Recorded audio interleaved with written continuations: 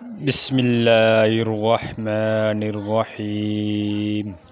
میں نے نبی کریم صلی اللہ علیہ وسلم سے سنا، آپ صلی اللہ علیہ وسلم فرماتے تھے کہ میں حوض کوثر پر تم سے پہلے رہوں گا، جو وہاں پہنچے گا تو اس کا پانی پیے گا، اور جو اس کا پانی پی لے گا وہ اس کے بعد کبھی پیاسا نہیں ہوگا۔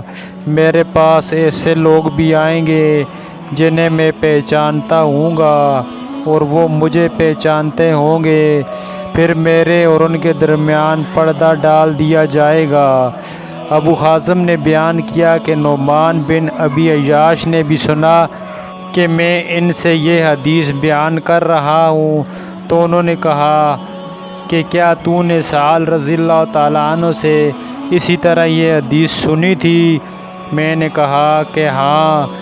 انہوں نے کہا کہ میں گواہی دیتا ہوں کہ میں نے ابو سعید خدری رضی اللہ تعالیٰ عنہ سے یہ حدیث اسی طرح سنی تھی۔ ابو سعید اس میں اتنا بڑھاتے تھے کہ ہاں حضرت صلی اللہ علیہ وسلم نے فرمایا کہ یہ لوگ مجھ میں سے ہیں۔ ہاں حضرت صلی اللہ علیہ وسلم سے اس وقت کہا جائے گا کہ آپ کو معلوم نہیں کہ آپ کے بعد انہوں نے تبدیلیاں کر دی تھیں۔ میں کہوں گا کہ دوری ہو ان کے لیے جنہوں نے میرے بعد دین میں تبدیلیاں کر دی تھیں۔